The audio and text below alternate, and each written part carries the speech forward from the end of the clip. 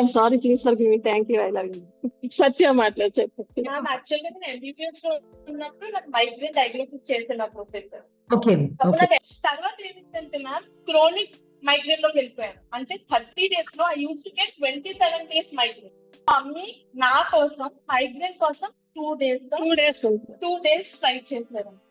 ఇప్పుడు to be frank ఈ 1.5 months లో మైగ్రేన్ మేబీ నాకు 2 times వచ్చింది.